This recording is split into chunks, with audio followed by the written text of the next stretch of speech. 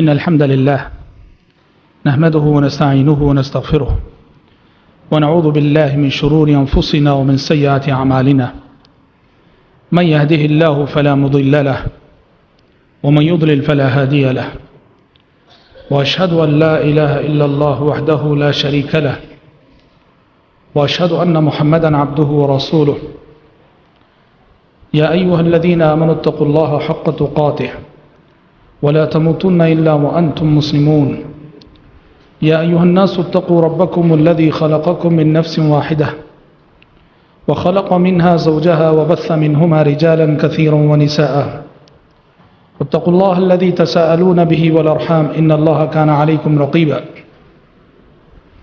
يا أيها الذين آمنوا اتقوا الله وقولوا قولا سديدا يصلح لكم أعمالكم ويغفر لكم ذنوبكم ومن يطع الله ورسوله فقد فاز فوزا عظيما أما بعد فإن خير الحديث كتاب الله وخير الهدي هدي محمد صلى الله عليه وسلم وشر الأمور محدثاتها وكل محدثة بدعة وكل بدعة ضلالة وكل ضلالة في النار. اللہ تعالیٰ کا بے انتہا شکر و احسان ہے کہ دروس سیرت کا جو سلسلہ ہم نے شروع کیا تھا اس کی 5ویں کڑی سننے کے لیے ہم یہاں جمع ہوئے ہیں، اکٹھا ہوئے ہیں، اور آج کے درس میں ہم نبی کریم صلی اللہ علیہ وسلم کی نبوت سے پہلے کی جو زندگی ہے اس زندگی کے حوالے سے 3 اہم باتیں انشاءاللہ تعالی سنیں گے. سب سے پہلی بات، کل ہم نے روشنی ڈالی تھی آپ صلی اللہ علیہ وسلم کے لڑکپن پر، آپ کا سفر تجارت پہ جانا، آپ صلی اللہ علیہ وسلم کا بکریاں چرانا، اس موضوع پر ہم نے گفتگو کی تھی. بعد کی زندگی کے جو اہم واقعات ہیں اس میں سے ایک اہم واقعہ انجمن حلف الفضول میں آپ صلی اللہ علیہ وسلم کی شرکت اور آپ کی حصہ داری. یہ انجمن حلف الفضول کیا ہے؟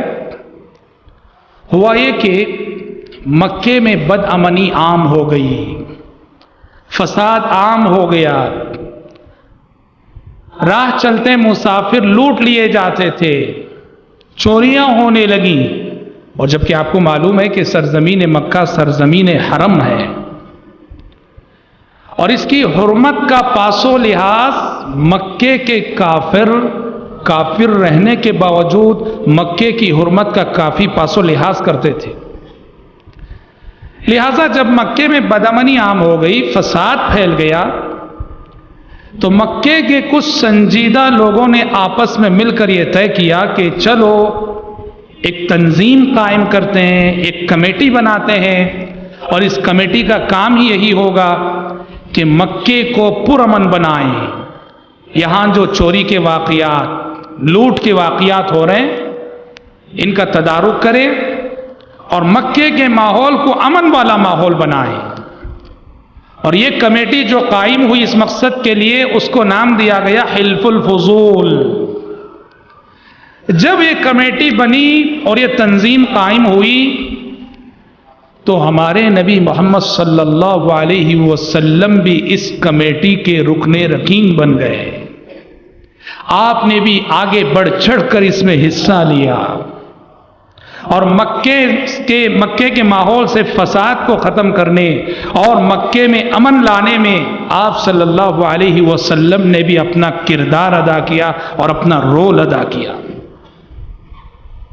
اس سے کیا معلوم ہوتا ہے؟ سبق ملتا ہے ہمیں اور آپ کو. ایک سبق ملتا ہے، وہ سبق یہ ہے انسانیت کی فلاح و بہبود کے لیے مذہب سے ہٹ کر، دین اور مذہب سے ہٹ کر، انسانیت کی اور انسانوں کی بھلائی کے لیے، جرائم کو کم کرنے کے لیے، معاشرے میں امن لانے کے لیے جو کوششیں ہوتی ہیں، ایک مسلمان کو چاہیے کہ وہ ان کوششوں کی نہ صرف حوصلہ افزائی کرے بلکہ جرائم کو مٹانے اور معاشرے کو پرامن بنانے میں وہ اپنا رول بھی ادا کرے، دیکھے کہ میں کیا حصہ اس میں اپنا ادا کر سکتا ہوں۔ اور جرائم کی روک تھام، ظلم کی روک تھام، اس سلسلے میں اگر کافر غیر مسلم سے بھی تعاون کرنا پڑے، لینا پڑے، دینا پڑے، شریعت کہتی ہے اس کا بھی تمہیں پرمیشن ہے۔ اور اس کا ثبوت یہ ہے، یہ جو انجمن حلف الفضول تھی نبوت سے پہلے کا واقعہ ہے، لیکن آپ کو معلوم ہونا چاہیے حدیثوں میں یہ بات وارد ہے، نبی بننے کے بعد نبوت کا تاج آپ صلی اللہ علیہ وسلم کے سر پہ رکھے جانے کے بعد بھی پیارے نبی اس واقعے کو یاد کرتے تھے اور کہتے تھے کہ نبوت سے قبل وہ جو انجمن حلف الفضول قائم ہوئی تھی اور اس میں نے اس کی جو ممبرشپ اختیار کی تھی، اس پر مجھے بہت خوشی ہے۔ اور پیارے نبی نے نبی بننے کے بعد کہا تھا، اگر آج بھی، یہ دیکھو اصل دلیل، اگر آج بھی ان جیسے مقاصد کے لیے کوئی کمیٹی قائم ہوتی ہے تو میں آج بھی اس میں شریک ہونا چاہوں گا۔ سبحان اللہ، ان جیسے مقاصد کے لیے نبی ہوتے ہوئے فرما رہے ہیں، پیغمبر ہوتے ہوئے فرما رہے ہیں کہ حلف الفضول جو نبوت سے پہلے قائم ہوئی تھی اور اس میں نے اپنا رول ادا کیا تھا، آج بھی اگر وہ اسی کوئی کمیٹی ظلم کو ختم کرنے والی، مظلوم کو حق دلانے والی، جرائم کو روکنے والی، امن کو پھیلانے والی کوئی کمیٹی قائم ہوتی ہے تو میں آج بھی اس میں اپنا رول ادا کرنا چاہوں گا۔ تو یہ بہت بڑی بات ہے جو قبل از نبوت کی زندگی، اور یہاں نوٹ کرنے کی جو بات ہے، نبوت سے پہلے کی 40 سالہ زندگی میں مکے کے ماحول میں، عرب کے ماحول میں جتنے غلط کام ہوتے تھے، آپ دیکھیں گے کبھی کسی غلط کام میں پیارے نبی کی حصے داری نہیں تھی، الحمدللہ، کیونکہ آپ کو اللہ نے بچپن ہی سے معصوم رکھا تھا، بچائے رکھا تھا۔ لیکن جب وہی لوگ ایک اچھا کام کرنے کے لیے اٹھے تو پیارے نبی نے آگے بڑھ کر ساتھ لیا، تعاون دیا اور تعاون لیا۔ اور حضرات، نبوت سے پہلے کی زندگی کا ایک اہم واقعہ، آپ صلی اللہ علیہ وسلم کا نکاح اور آپ کی شادی جو ام المومنین خدیجہ رضی اللہ عنہا سے ہوئی تھی۔ خدیجہ رضی اللہ عنہا سے آپ صلی اللہ علیہ وسلم کا نکاح اس پس منظر میں ہوا کہ خدیجہ رضی اللہ عنہ مکے کی بڑی شریف خاتون تھی، مالدار خاتون تھی، لوگ ان کا مال لے کر جاتے تھے، بزنس کرتے تھے، اور جو فائدہ آتا تھا حضرت خدیجہ اس میں لوگوں کو دیا کرتی تھی۔ پیارے نبی بھی چونکہ نبوت سے پہلے آپ کو بزنس سے، تجارت سے لگاؤ تھا، پیارے نبی نے حضرت خدیجہ کا مال لیا اور حضرت خدیجہ کا ایک غلام میسرہ کے ساتھ تجارتی سفر آپ نے کیے۔ خدیجہ رضی اللہ عنہ نے دیکھا کہ بہت سارے لوگ ان کا مال لے کر گئے، تجارت کیے، لیکن جو برکت محمد صلی اللہ علیہ وسلم کی کمائی میں انہیں نظر آئی، وہ برکت کسی اور کی کمائی میں انہیں نظر نہیں آئی۔ بہت متاثر ہوئی پیارے نبی کے اخلاق سے۔ اور میسرہ جو ان کا غلام تھا، میسرہ نے بھی سفر میں آپ صلی اللہ علیہ وسلم کے جو اخلاق دیکھے تھے، حضرت خدیجہ رضی اللہ عنہ سے وہ سب بیان کیے۔ خدیجہ رضی اللہ عنہ بہت متاثر ہوئیں اور متاثر ہو کر خود انہوں نے نبی کریم صلی اللہ علیہ وسلم کو نکاح کا پیغام بھیجا، اور آپ صلی اللہ علیہ وسلم نے اس پیغام کو قبول کیا، اور اس طرح آپ صلی اللہ علیہ وسلم کا پہلا نکاح حضرت خدیجہ رضی اللہ تعالی عنہ سے ہوا۔ حضرت خدیجہ ام المومنین بن گئیں رضی اللہ عنہ وارضاہا۔ یہاں ایک بات معلوم ہوتی ہے، وہ کیا بات؟ خدیجہ رضی اللہ عنہ نے آگے بڑھ کر پیشکش کی، رشتہ اپنا پیش کیا۔ پتہ چلا لڑکی والے آگے بڑھ کر پیشکش کر سکتے ہیں۔ ہمارے سماج، ہماری سوسائٹی میں ایک تصور ہے کہ لڑکی والے بڑھ کر رشتہ پیش نہیں کرنا، لڑکے والے ہی آگے بڑھ کے آنا، لڑکی والے خاموش رہیں گے۔ لڑکی والے اگر بڑھ کر رشتہ پیش کرتے ہیں تو ایک تصور ہے کہ لڑکی کے اندر کوئی کمزوری ہے، اسی لیے یہ لوگ آگے بڑھ کر یہ تصور ہم نے لوگوں کے اندر پایا، غلط تصور ہے۔ خدیجہ رضی اللہ عنہ نے آگے بڑھ کر اپنا رشتہ نبی کریم صلی اللہ علیہ وسلم سے پیش کیا۔ یہ پہلا نکاح تھا، اور اس کے بعد مزید آپ صلی اللہ علیہ وسلم کے مدنی زندگی میں اور 10 نکاح ہوئے آپ صلی اللہ علیہ وسلم کے. اس طرح کل آپ صلی اللہ علیہ وسلم کی 11 بیویاں تھیں. اور ہم آپ کو بتا دیں یہ ہمارے نبی کی خصوصیتوں میں سے خصوصیت. بعض مسئلے ایسے ہیں کہ وہ اللہ کے نبی کے ساتھ خاص ہیں, وہ امت کے لیے وہ حکم نہیں ہے. اسی کو خصائص رسول کہا جاتا ہے, خصائص نبی کہا جاتا ہے, پیغمبر کی خصوصیت کہا جاتا ہے. انہی میں سے یہ عام امتیوں کے لیے زیادہ سے زیادہ 4 شادیوں کی اجازت. ایک شخص اپنی زوجیت میں بیک وقت 4 بیویوں کو رکھ سکتا ہے, اس سے زائد نہیں. پر نبی کریم صلی اللہ علیہ وسلم کی خصوصیت تھی کہ آپ 4 سے زائد کر سکتے تھے. حضرات, میرے آج کے درس کا تفصیلی موضوع, حقیقی موضوع یہی ہے. اس پر میں روشنی تفصیل سے ڈالنا چاہوں گا, کیونکہ اس موضوع کو لے کر نبی کریم صلی اللہ علیہ وسلم کی جو 11 شادیاں ہوئیں, اس موضوع کو لے کر دشمنان اسلام نے بہت زیادہ زہر پھیلایا ہے. بہت زیادہ نبی کریم صلی اللہ علیہ وسلم کی عزت و آبرو سے کھلواڑ کرنے کی کوشش کی ہے. نعوذ باللہ, آپ کی شخصیت پر کیچڑ اچھالا ہے. آپ کو معلوم ہے 20ویں صدی عیسوی کے آغاز میں آریہ سماج کے ایک گستاخ نے کتاب لکھی تھی اس موضوع کو لے کر, اور اس موضوع پر اس نے جو کتاب لکھی اس کتاب کا اس نے نام رکھا تھا, اللہ معاف کرے ہم وہ نام اپنی زبان سے لے رہے ہیں, اس نے اپنی کتاب کا نام رکھا تھا رنگیلا رسول. نعوذ باللہ. اس گستاخ کا جواب دیا تھا مناظر اسلام شیخ الاسلام مولانا ابو الوفا ثناء اللہ امرتسری رحمۃ اللہ علیہ نے, جنہیں ہندوستان کا ابن تیمیہ کہا گیا. مولانا ثناء اللہ امرتسری رحمۃ اللہ علیہ نے رنگیلا رسول کے جواب میں کتاب لکھی مقدس رسول, جس میں انہوں نے آریہ سماج کے اس گستاخ نے پیارے نبی کی 11 شادیوں کو لے کر جو اعتراضات کیے تھے, سب کے بڑے اطمینان بخش جوابات مولانا ثناء اللہ امرتسری رحمۃ اللہ علیہ نے دیے. اور میں بڑی معذرت کے ساتھ آپ سے عرض کرنا چاہتا ہوں کہ اس موضوع پر گفتگو میں کرنے جا رہا ہوں, گفتگو ناگزیر ہے, ضروری ہے. کیوں ضروری ہے؟ ہمارا نیو جنریشن, ہماری نئی نسل, خصوصاً وہ نوجوان جو دعوت و تبلیغ کے میدان سے جڑے ہوئے ہیں, اور وہ نوجوان جو اسکولوں اور کالجوں میں پڑھ رہے ہیں, اور خصوصاً وہ نوجوان جو مشنری کے کالجز میں پڑھتے ہیں. یاد رکھیے عیسائی مشنریاں اپنے مبلغین کو باقاعدہ ٹریننگ دیتی ہیں. عیسائی مشنریوں کی ٹریننگ ہے باقاعدہ کہ جب کبھی کسی مسلمان سے بات کرنے کا موقع ملے, وہ ریلیجیس پر بات کرنے کے لیے آئے, فوراً کیا کرو, ان کے نبی نے جو 11 شادیاں کی ہیں وہ موضوع, وہ ٹاپک چھیڑ دو, وہ مسلمان ڈیفنس میں آ جائے گا, ڈیفنس پوزیشن میں آ جائے گا, تم پر وہ اٹیکنگ پوزیشن میں نہیں رہے گا. جیسے تم 11 شادیوں کا مسئلہ چھیڑ دو گے, وہ دفاع کرنے میں باقاعدہ ٹریننگ دی جاتی ہے. اور آج ہمارے نوجوان انٹرنیٹ پہ بیٹھتے ہیں, ہر چیز پڑھ لیتے ہیں. سلف صالحین رحمۃ اللہ علیہ مجمعین نے ایک اصول بتایا, بہت عظیم اصول. کہا کہ مسلمان ہو اور بدعتی ہو, تو کہا کہ مسلمان ہو اور بدعتی ہو تو اس کی کتابوں کو نہ پڑھو, اس کی تحریروں کو نہ پڑھو. اور آج ہمارے نوجوان دشمنان اسلام, جی جو حاسدین اسلام ہے, حاقدین اسلام ہے, کفار ہیں, سب کی تحریریں, سب کی کتابیں پڑھ لیتے ہیں. ٹھیک ہے, پڑھو, پہلے اپنے پاس اتنا علم ہے کیا دیکھو کہ وہ جو شبہات پیدا کرے گا, جو شبہات اٹھائے گا, اس کا جواب دینے کی سکت ہے, تب پڑھو.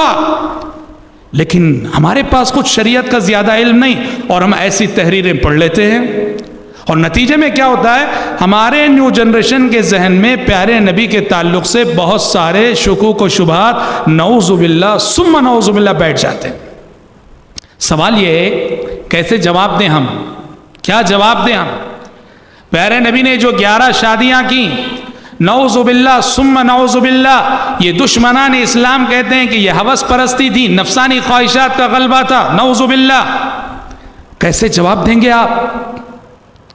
حضرات, اس سلسلے میں دشمنوں نے جو بھی کہا, جتنا بھی کہا, سب کا ایک ہی جواب ہے, اور وہ جواب ام المومنین خدیجہ رضی اللہ عنہا سے آپ کا جو نکاح ہوا، بس اس پہ غور کر لیجئے. پیارے نبی کی پاک دامنی، آپ کا اعلیٰ کردار، آپ کے اعلیٰ اخلاق اور آپ کی باطن کی صفائی واضح ہو جائے گی. وہ کیسے؟ آپ کو معلوم ہے مائی خدیجہ رضی اللہ عنہا جو آپ کی پہلی بیوی تھی نبی کریم صلی اللہ علیہ وسلم کی، ہم سب جانتے ہیں خدیجہ رضی اللہ عنہا بیوہ تھی آپ صلی اللہ علیہ وسلم کی جبکہ پہلی شادی. جو پیغمبر، جو رسول اپنی پہلی نکاح، پہلی شادی کے لیے ایک بیوہ عورت کا انتخاب کرے، ایسے پیغمبر کو نعوذ باللہ شہوت پرستی کا الزام دینا کتنا بڑا انصاف کا خون ہے. اور دوسری بات ہم سب جانتے ہیں خدیجہ رضی اللہ عنہ ایک تو بیوہ تھی، دوسرا مسئلہ یہ ہم سب جانتے ہیں کہ عمر میں بھی کافی فرق تھا. نبی کریم صلی اللہ علیہ وسلم کی عمر 25 سال کی تھی اور خدیجہ رضی اللہ عنہ عمر میں آپ سے 15 سال بڑی تھی، وہ 40 سال کی تھی. اللہ اکبر. عموماً ہوتا یہ ہے کہ لڑکے کی عمر بڑی، لڑکی کی کم ہوتی ہے. یہاں پیارے نبی کا پہلا نکاح جس بیوہ خاتون سے ہو رہا ہے وہ عمر میں آپ سے 15 سال بڑی ہیں. اور سب سے اہم بات جو اس مسئلے میں وہ کیا ہے جانتے ہیں؟ سب سے اہم بات یہ ہے اور یہی اصل جواب ہے کہ جب تک خدیجہ رضی اللہ عنہا زندہ رہیں پیارے نبی نے کوئی دوسرا نکاح، کوئی دوسری شادی نہیں کی. اور آپ کو معلوم ہے کہ خدیجہ رضی اللہ عنہا کا جب انتقال ہوا پیارے نبی کی عمر کیا تھی؟ نکاح ہوا تو پیارے نبی 25 سال کے تھے اور خدیجہ رضی اللہ عنہا کا جب انتقال ہوا تو پیارے نبی کی عمر تھی 53 سال، 50 پر 3 سال. کیا مطلب؟ پوری جوانی پیارے نبی نے ایک بیوہ عورت کے ساتھ گزار دی، ایک بیوہ بیوی کے ساتھ گزار دی. دیکھیے سبحان اللہ، پوری جوانی ہی تو ہوتی ہے، خواہشات کا مرحلہ، نفس کے غلبے کا جوانی ہوتی ہے. جو پیغمبر اپنی پوری جوانی ایک بیوہ عورت سے نکاح کر کے گزار دے، اس پیغمبر کو نعوذ باللہ شہوت پرستی کا الزام دینا یہ انصاف کا کتنا بڑا خون نہیں ہے؟ اب سوال یہ پیدا ہوتا ہے اگر 50 پر 3 سال تک پیارے نبی کی صرف ایک ہی بیوی تھی تو باقی زندگی میں جو 10 شادیاں ہوئیں وہ کیوں اور اس کا پس منظر کیا؟ ہاں یہ جاننے کی بات ہے. یاد رکھیے باقیہ جو 10 شادیاں ہوئیں آپ صلی اللہ علیہ وسلم کی بڑے پاکیزہ مقاصد کے لیے، بڑے اعلیٰ مقاصد کے لیے، جس سے آپ صلی اللہ علیہ وسلم کے کریمانہ اخلاق معلوم ہوتے ہیں. 3 یا 4 اہم مقاصد ہیں. 53 سال کے بعد جو آپ نے نکاح کیے، شادیاں کی، ان کے پیچھے بہت ہی عظیم مقاصد تھے. مجھے یاد پڑتا ہے سعودی عرب میں جامعہ اسلامیہ مدینہ منورہ میں جب میں پڑھ رہا تھا، ایک کتاب میں نے پڑھی تھی جو وزارت الشؤون الاسلامیہ سے چھپی تھی.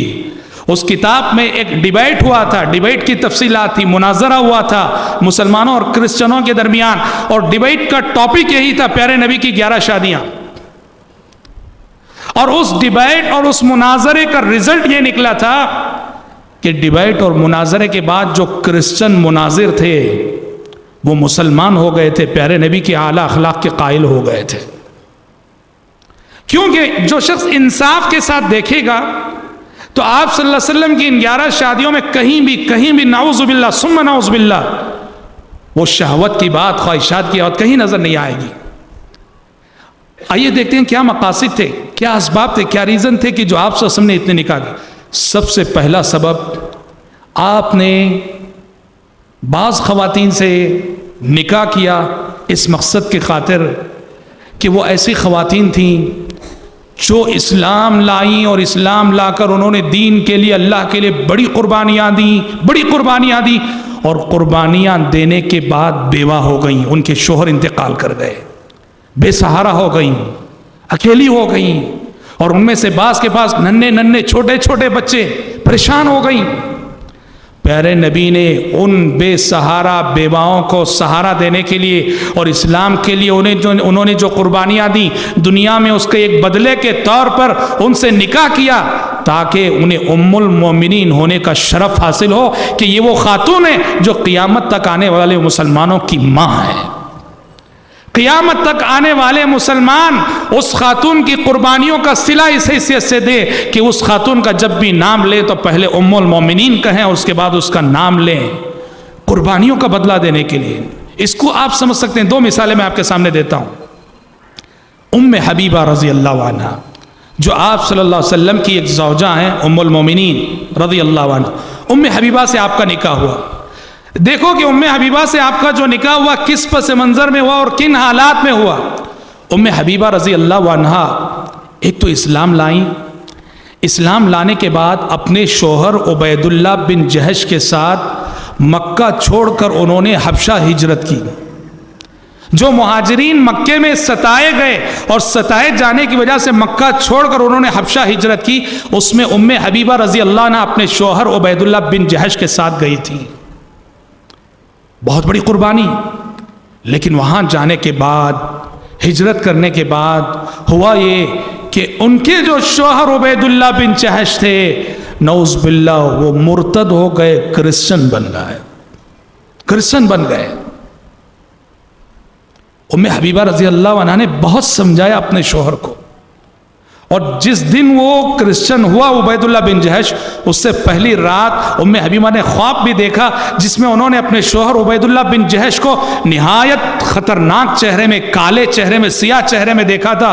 और सुबह उस ख्वाब का हवाला देकर भी समझाया कि अल्लाह से डरो, मैंने आज की रात तुम्हारे सिलसिले में ऐसा ख्वाब देखा है, मुर्तद ना होना। पर वो शख्स माना नहीं, मुर्तद हो गया। सोचो कितनी बड़ी बात है।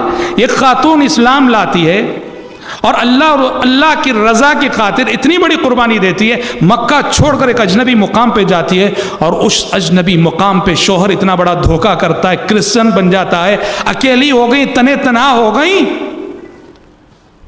प्यारे नबी सल्लल्लाहु अलैहि वसल्लम ने इनकी कुर्बानियों को देखकर आप सल्लल्लाहु अलैहि वसल्लम ने उनकी उम्मुल मोमिनीन बनाने का फैसला किया। और निकाह ऐसे हुआ कि उम्मे हबीबा वहीं थी, उम्मे हबीबा वहीं थी, हबशा में थी।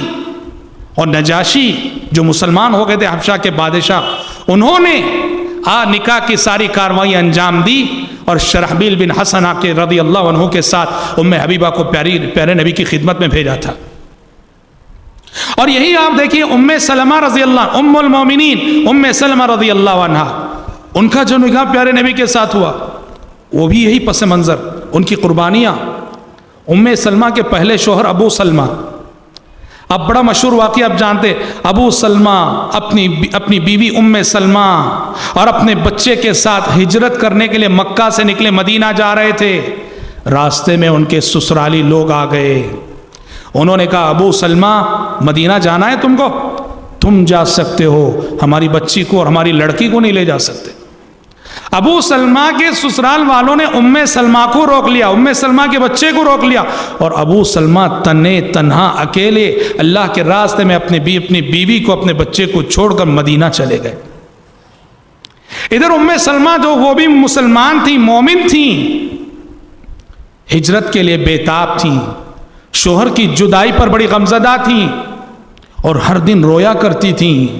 बिलाखिर चंद महीनों बाद उनके ख़ानदान वालों को रहम आ गया, उन्होंने इजाज़त दे दी उम्मे सलमा को हिजरत की। उम्मे सलमा अपने बच्चे को लेकर हिजरत करके मदीना आई, अपने शोहर अबू सलमा से मिल गईं। एक ज़ख्म मिला था, शोहर से जुदा हुई थी, हिजरत से रोक दी गई थी। अल्लाह का करम हुआ कि हिजरत की इजाज़त किसी तरह से उन लोगों ने दे दी और आके शोहर से मिल गईं। और अभी शोहर से मिल के थोड़ी ही मुद्दत गुजरी थी कि शोहर अबू सलमा का इंतकाल हो गया। देखो, इस्लाम के लिए कुर्बानी देने के बाद ये खातून बेसहारा हो गई और छोटे छोटे बच्चे उनकी गोद में। پیارے نبی صلوات اللہ وسلم علیہ نے ان کی قربانیوں کو دیکھ کر آپ نے فیصلہ کیا کہ انہیں اپنے نکاح میں لینا ہے۔ پیارے نبی نے ابو سلمہ کے انتقال کے بعد ان کو وصیت کی تھی کہ ابو ام سلمہ یہ دعا پڑھتی رہو، اللہم اجرنی فی مصیبتی واخلف لی خیرا منہا، پروردگارا یہ جو مصیبت میرے شوہر کے وفات کی شکل میں آئی ہے، اس مصیبت کو میرے لیے باعث اجر و ثواب بنا اور ابو سلمہ سے بہتر شوہر عطا فرما، اس سے بہتر جانشین عطا فرما۔ ام سلمہ کہتی ہیں میں یہ دعا جب پڑھتی تھی میں سوچتی تھی ابو سلمہ سے بہتر شوہر، ابو سلمہ سے بہتر جانشین، میری نظر میں ابو سلمہ سے بہتر شوہر کوئی نہیں ہو سکتا تھا۔ ابو سلمہ اتنے اچھے شوہر تھے کیونکہ ام سلمہ کے خواب و خیال میں بھی یہ بات نہیں تھی کہ پیارے نبی کی بیوی بننے کا شرف انہیں حاصل ہو، سوچا بھی نہیں تھا انہوں نے کبھی۔ اور جب پیارے نبی نے انہیں پیغام بھیجا، انہیں اپنے نکاح میں لیا، بہت بڑی سعادت مندی انہوں نے اس کو سمجھا۔ تو دیکھیے اس طرح آپ صلی اللہ علیہ وسلم نے جو شادیاں کیں اس کے پیچھے ایک ریزن یہ تھا، کچھ خواتین جنہوں نے اسلام کے لیے قربانیاں دیا، قربانیاں دینے کے بعد تنہا ہو گئیں، بیوہ ہو گئیں، پیارے نبی نے انہیں اور ان کے معصوم بچوں کو سہارا دینے کے لیے پیارے نبی نے انہیں اپنایا بیوی کے طور پر، تاکہ دنیا میں ان کی قربانیوں کا بدلہ انہیں اس شکل میں دیا جائے کہ قیامت تک آنے والے مسلمان انہیں ام المومنین کہہ کے پکارے۔ اور حضرات دوسرا سبب، دوسرا ریزن جو آپ صلی اللہ علیہ وسلم نے شادیاں کی، اس کے پیچھے ایک حکمت اور ایک فلسفہ یہ بھی تھا کہ آپ نے بعض شادیاں اس لیے کی کہ ان شادیوں کے ذریعے سے دشمن کی دشمنی کو کمزور کرنا مقصد تھا۔ دشمن کی دشمنی کو کمزور کرنے کی ایک پالیسی تھی وہ، کیونکہ عربوں کی عادت تھی، عرب کے لوگ اپنے داماد کے خلاف سازش کرنے کو عیب سمجھتے تھے، داماد کے خلاف کھلم کھلا لڑنے کو عیب سمجھتے تھے عرب کے لوگ۔ پیارے نبی صلی اللہ علیہ وسلم نے اس حکمت کو پیش نظر رکھتے ہوئے بعض خواتین سے نکاح کیا، اس لیے کہ ان کا باپ جو تھا وہ اللہ کے نبی کا جانی دشمن تھا۔ پیارے نبی نے ان سے نکاح کیا تاکہ اس نکاح کے ذریعے سے ان دشمنوں کی دشمنی کو توڑا جائے، کمزور کیا جائے۔ چنانچہ آپ دیکھیے امہات المومنین میں سے 3 امہات المومنین ایسی ہیں جو پیارے نبی کے 3 بڑے دشمنوں کی بیٹیاں ہیں۔ 3 امہات المومنین ایسی ہیں جو پیارے نبی کے 3 بڑے دشمنوں کی بیٹیاں ہیں۔ کون؟ سب سے پہلی تو خود ام حبیبہ رضی اللہ عنہ۔ ام حبیبہ رضی اللہ عنہ یہ ابو سفیان کی بیٹی تھی رضی اللہ عنہ۔ ابو سفیان الحمدللہ فتح مکہ کے موقع پہ مسلمان ہوئے، لیکن فتح مکہ سے پہلے وہ پیارے نبی کے بہت بڑے مخالف تھے، بہت بڑے دشمن تھے۔ احد کی جنگ مشرکین انہی کی کمانڈنگ میں لڑے تھے۔ تو ام حبیبہ رضی اللہ عنہ یہ ابو سفیان کی بیٹی تھیں۔ اچھا، صفیہ رضی اللہ عنہ آپ کی ایک بیوی صفیہ رضی اللہ عنہ، یہ آپ کی ایک اور بڑے جانی دشمن جو یہودی تھا حیی بن اخطب، اس کی بیٹی تھی حیی بن اخطب۔ اسی طرح آپ کی ایک تیسری بیوی ام المومنین جویریہ رضی اللہ عنہ، جویریہ جو ہے آپ کے ایک اور دشمن جو بنو المستلق کا سردار تھا، حارث اس کا نام تھا، قبیلے بنو المستلق کا سردار حارث اس کا نام تھا، جو پیارے نبی کا بہت بڑا دشمن تھا، اس کی بیٹی تھی۔ پیارے نبی نے اپنے 3 بڑے دشمنوں کی بیٹیوں کو اپنے نکاح میں لے لیا۔ اب ان کی بیٹیاں جیسے ہی پیارے نبی کی بیویاں بن گئیں، اب اس کے بعد انہیں شرم آتی تھی پیارے نبی کے خلاف کچھ کرتے ہوئے، کچھ سوچتے ہوئے۔ جب سے 3 امہات المومنین کا نکاح، ان کی 3 بیٹیوں کا نکاح پیارے نبی کے ساتھ ہو گیا، ان کی دشمنی وہیں کمزور پڑ گئی۔ بلکہ احادیث سے تو پتہ چلتا ہے کہ نکاح ہونے کے بعد ان میں سے بعض دشمن رسول ہوتے ہوئے بھی پیارے نبی کے گھر کو آتے تھے، پیارے نبی کے گھر آنے پہ مجبور تھے۔ وہ دشمن ہیں پر داماد ہیں، بیٹی ان کے نکاح میں ہے، پیارے نبی کے گھر آنے پہ مجبور ہوتے تھے۔ بہت مشہور واقعہ ہے کہ ابو سفیان رضی اللہ عنہ جب ابھی وہ مسلمان نہیں ہوئے تھے اس وقت اپنی بیٹی ام حبیبہ کے گھر گئے، جو کہ ام المومنین ہے، پیارے نبی کے گھر گئے، کمرے میں داخل ہوئے، حجرے میں داخل ہوئے، اور پیارے نبی کے بستر پہ بیٹھنا چاہا ابو سفیان نے، تو ان کی بیٹی ام حبیبہ رضی اللہ عنہا آگے بڑھی اور بستر کو لپیٹ لیا، سمیٹ لیا، فوراً ہٹا دیا۔ ابو سفیان دیکھتے رہ گئے، تکتے رہ گئے۔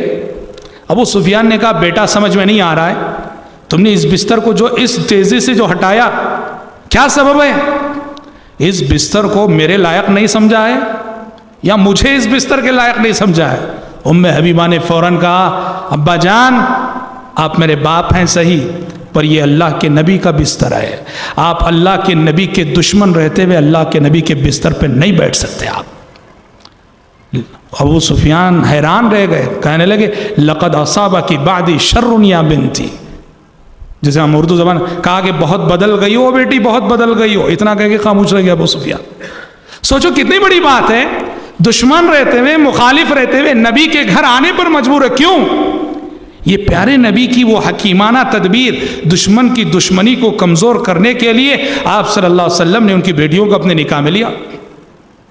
تیسری حکمت کہ آپ صلی اللہ علیہ وسلم جو نکاح کرتے تھے، اس نکاح کے پیچھے دعوت و تبلیغ کی مصلحت بھی پوشیدہ ہوتی تھی کہ اس نیک نکاح سے، اگر فلاں خاتون سے میں نکاح کروں، اس نکاح کے نتیجے میں کئی لوگ مسلمان ہو سکتے ہیں، اسلام میں آ سکتے ہیں، ان کا قبیلہ مسلمان ہو سکتا ہے۔ چنانچہ آپ دیکھیے ام المومنین جویریہ رضی اللہ عنہا سے آپ کا جو نکاح ہوا، سبحان اللہ، کیا خیر و برکت والا نکاح، کس پس منظر میں؟ اس کے پیچھے یہ بہت بڑی دعوتی مصلحت اور دعوتی مقصد بھی تھا۔ کن حالات میں ہوا تھا یہ نکاح؟ بنو المستلق کی تھیں، بنو المستلق کے سردار کی بیٹی تھیں جویریہ رضی اللہ عنہا۔ بنو المستلق سے مسلمانوں کی جنگ ہوئی، قبیلے بنو المستلق کے لوگ ہار گئے، اور مسلمان بنو المستلق کی بہت سارے مردوں عورتوں کو قید کر کے لائے۔ سارا قبیلہ، قبیلے کے بڑے بڑے لوگ مسلمانوں کی گرفت میں اور مسلمانوں کی قید میں ہیں، اور بنو المستلق کے قیدی سب مسلمان اللہ کے نبی نے صحابہ میں بانٹ دیے، اور انہی قیدیوں میں بنو المستلق کے سردار کی بیٹی جویریہ بھی تھی۔ اور جب قیدی بانٹے گئے، تقسیم ہوئے، تو جویریہ رضی اللہ عنہ، جو اس وقت تک مسلمان نہیں ہوئی تھی، رضی اللہ عنہ، وہ ایک صحابی کے حصے میں چلی گئیں۔ وہ سردار کی بیٹی تھیں، شہزادی کی طرح تھیں، انہوں نے اپنے آپ کو غلامی میں پایا، ایک لونڈی کی حیثیت میں پایا، تو جس صحابی کے حصے میں وہ آئی تھیں، انہوں نے ان صحابی سے ریکویسٹ کی، درخواست کی، کہا کہ اس زمانے میں ایک رواج تھا، اسے مکاتبہ کہا جاتا تھا، کہ غلام اور آقا میں کمپرومائز ہوتا تھا، میں آپ کو اتنا پیسہ دے دوں گا، آپ مجھے آزاد کر دینا۔ وہ جس دن وہ اتنی رقم دے دیتا وہ آزاد کر دیتا۔ جویریہ رضی اللہ عنہا نے وہ جن صحابی کے قید میں تھیں ان سے وہ کمپرومائز کر لیا، میں آپ کو اتنی رقم دے دوں گی، آپ مجھے آزاد کر دینا۔ صحابی نے کہا ٹھیک ہے۔ اب وہ رقم اس کا انتظام کرنا ہے، پیسے کا انتظام کرنا ہے۔ سیدھے جویریہ رضی اللہ عنہ کہاں گئیں؟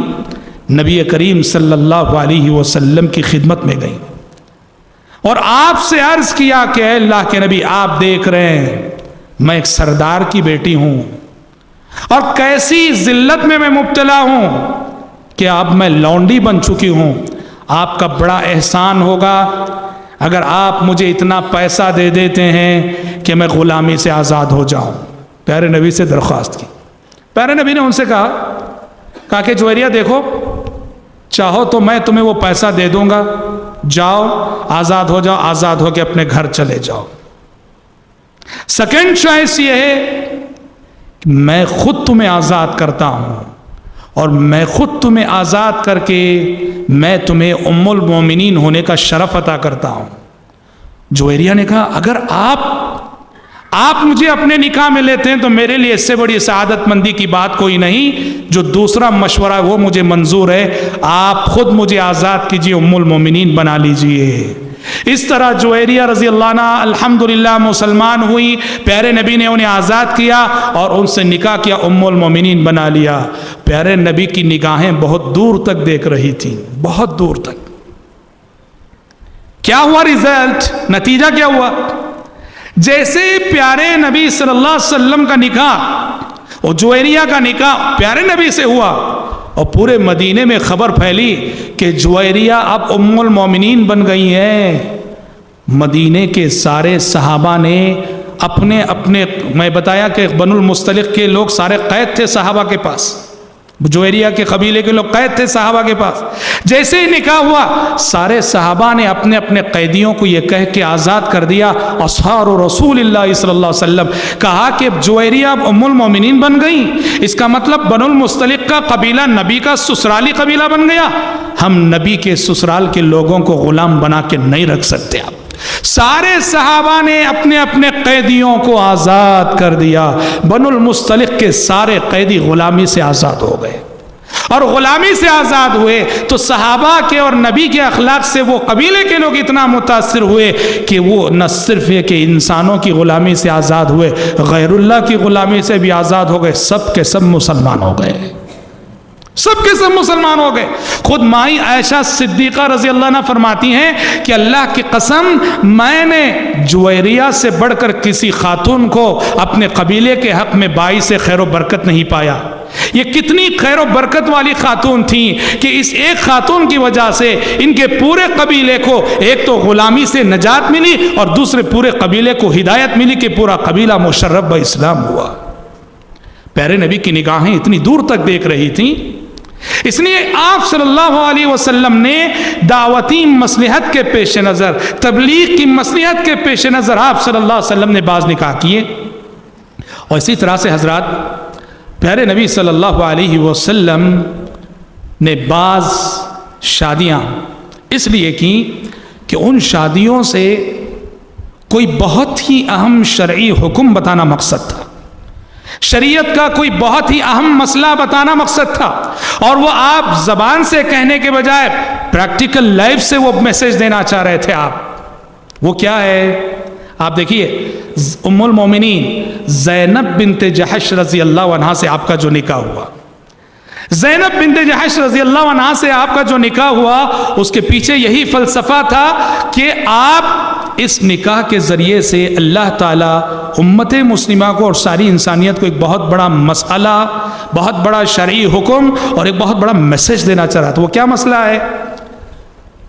عرب کے لوگوں کی عادت تھی وہ دوسروں کے بچوں کو لے کر پالتے تھے، جیسے آج بھی پالتے ہیں، کسی کو اولاد نہیں ہوئی دوسروں کے بچوں کو لے کے پال لیتے ہیں، اچھی بات، شریعت پالنے سے نہیں روکتی۔ کسی کو صرف بیٹے ہیں، وہ بیٹی کی خواہش رکھتا ہے، بیٹی نہیں ہوئی کسی کی لڑکی کو لے کے پال لیتے ہیں، کسی کو صرف بیٹیاں ہیں اور لڑکے کی خواہش ہے، لڑکے کی ولادت نہیں ہوئی کسی کے لڑکے کو لے کے لیا۔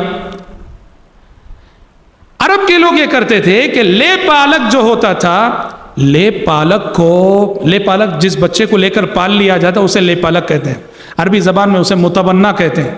لے پالک کو عرب کے لوگ حقیقی بیٹے کی طرح سے حقیقی بیٹے کا حکم دیتے تھے اور اسی لیے شروع میں آپ جانتے ہیں پیارے نبی صلی اللہ علیہ وسلم نے زید بن حارثہ، ان کو آپ نے اپنا لے پالک بیٹا بنا لیا تھا، زید بن حارثہ رضی اللہ عنہ، اور اسی لیے شروع میں زید بن حارثہ کو صحابہ بھی کیا کہتے تھے؟ زید بن محمد کہتے تھے، محمد صلی اللہ علیہ وسلم کے بیٹے زید، حالانکہ وہ پیارے نبی کے بیٹے نہیں، پیارے نبی نے لے کے پالا ہے، حضرت خدیجہ رضی اللہ عنہ کے غلام تھے، حضرت خدیجہ نے گفٹ کیا تھا پیارے نبی کو زید بن حارثہ۔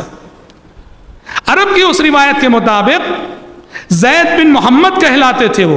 شریعت کا حکم یہ، سورہ احزاب میں یہ احکامات موجود ہیں کہ آپ دوسروں کے بچوں کو لے کر پال تو سکتے ہیں لیکن اسے حقیقی اولاد کا حکم نہیں دے سکتے، لے کر پالو لیکن جب بھی اس کا باپ کون ہے اس کے حقیقی باپ ہی کا نام لکھنا، باپ کی جگہ اپنا نام نہیں لکھ سکتے آپ، ہاں سرپرست کے طور پر لکھ سکتے ہیں، آپ کون سرپرست ہے میں ہوں لکھ سکتے ہیں، لیکن زید کو آپ نے لے کے اگر پالا ہے، اگر اس کے باپ کا نام بکر تھا وہ ہمیشہ زید بن بکر ہی کہلائے گا۔ آپ عمر ہیں اور آپ نے لے کے پالا ہے، آپ اسے کبھی زید بن عمر نہیں لکھ سکتے، لے پالک، عرب کے لوگ چونکہ لے پالک کو حقیقی اولاد سمجھتے تھے تو لہٰذا لے پالک کی اگر شادی ہو جائے تو اس کی بیوی کو حقیقی بہو سمجھتے تھے عرب کے لوگ، اور یہ سمجھتے تھے کہ وہ چونکہ بہو ہے اس لیے اس سے نکاح ناجائز ہے۔ عرب کے لوگ لے پالک کی بیوی سے نکاح کرنے کو بڑی معیوب بات سمجھتے تھے، اور شریعت کا قانون ہے لے پالک کبھی حقیقی اولاد نہیں ہو سکتا، تو لہٰذا اس کی بیوی کبھی بہو نہیں ہو سکتی۔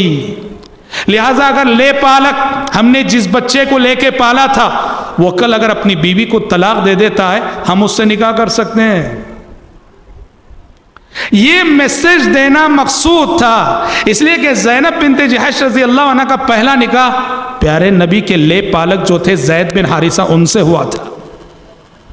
زید بن حارثہ نے انہیں طلاق دی، زینب رضی اللہ عنہا کو طلاق دینے کے بعد اللہ کا حکم ہوا کہ اب زینب بنت جحش آج سے آپ کی بیوی ہیں، اور مقصد یہ تھا کہ عرب کے لوگ جو سمجھتے تھے کہ لے پالک کی بیوی بہو بن جاتی ہے اس سے نکاح ناجائز ہے، اس تصور پہ ضرب لگانا اور یہ میسج دینا کہ لے پالک حقیقی بیٹا نہیں لہٰذا اس کی بیوی حقیقی بہو نہیں بن سکتی، اگر لے پالک طلاق دیتا ہے یا اس کا انتقال ہو جاتا ہے اس کی بیوہ سے ہم شادی کر سکتے ہیں، یہ میسج دینا مقصد تھا، یہ مسئلہ بتانا مقصد تھا۔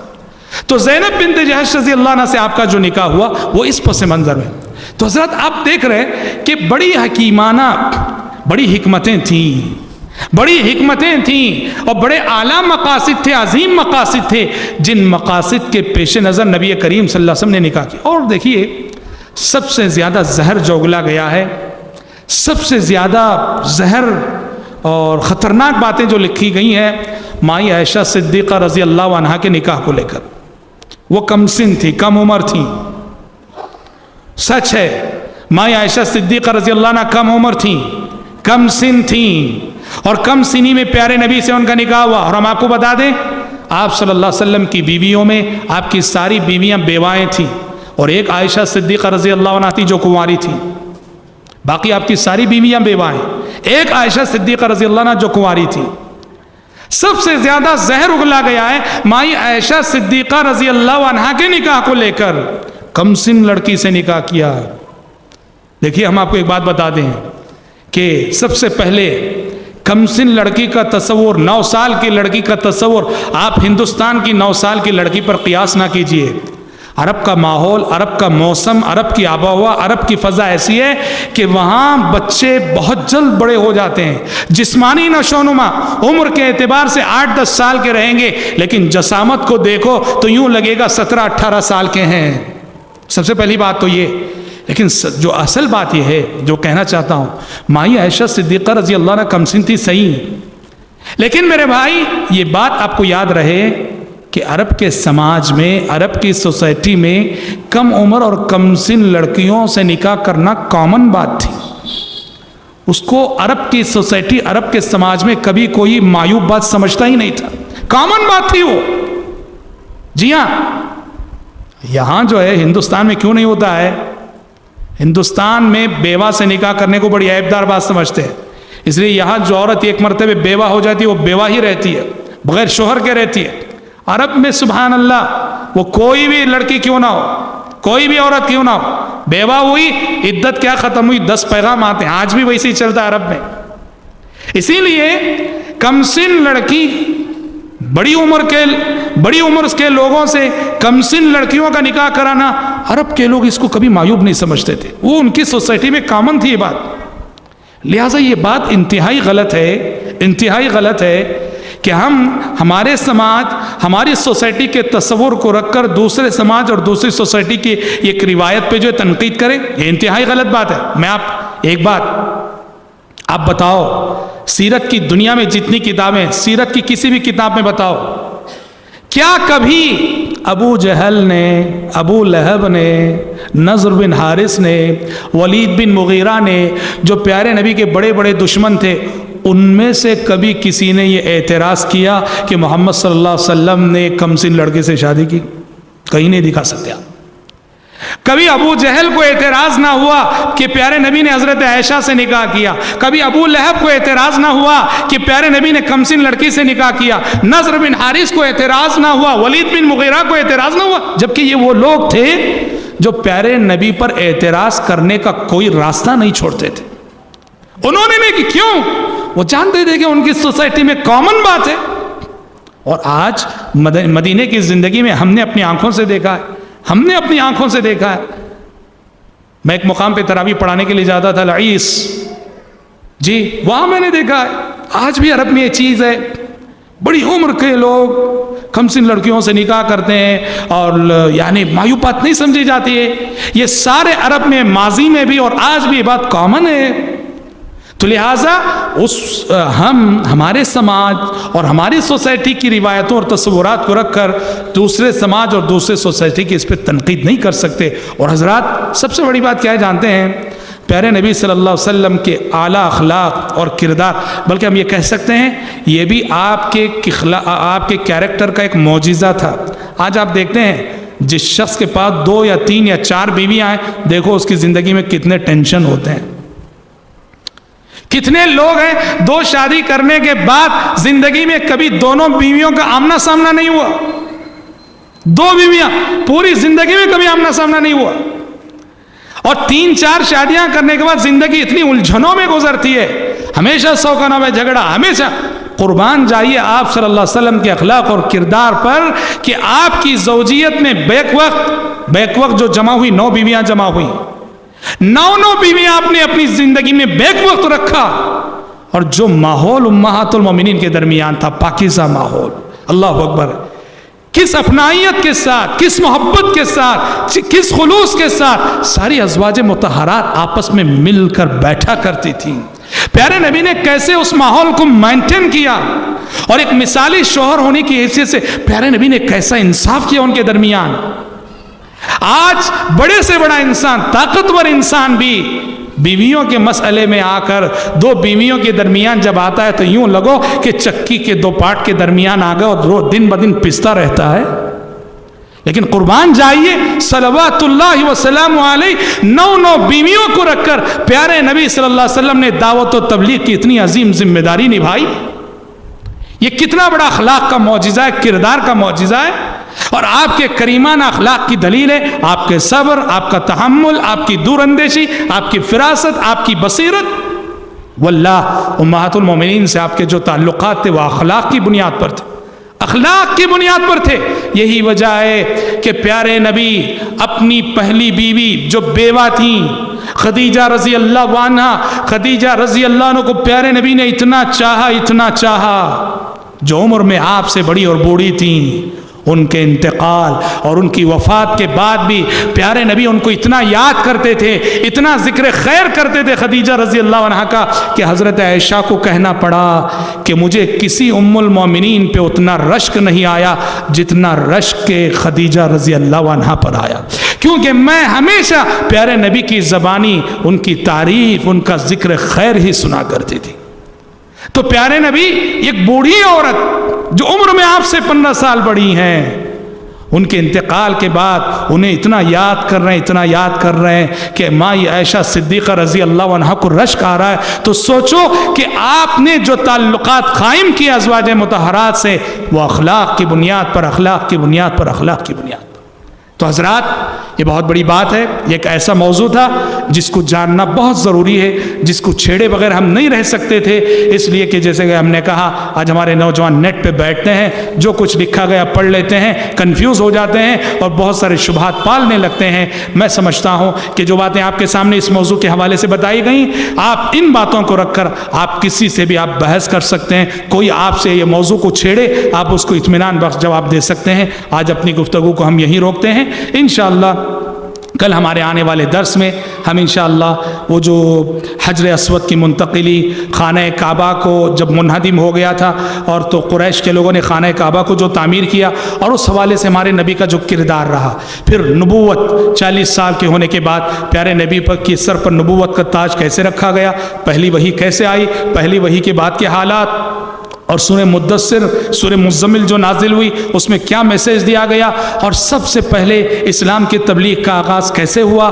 سب سے پہلے اسلام لانے والے کون رہے، اور اس سے ہمیں کیا میسیج ملتا ہے، یہ ساری باتیں ہم انشاءاللہ کل اپنے آنے والے درس میں سنیں گے۔ آج اسی پر اکتفا کرتے ہوئے اللہ تعالی سے دعا کرتے ہیں کہ رب العالمین سیرت رسول کا جو حقیقی میسیج ہے، پیغام ہے، ہم سب کو اپنی عملی زندگی میں ان تعلیمات کو نافذ کرنے کی توفیق عطا فرمائے۔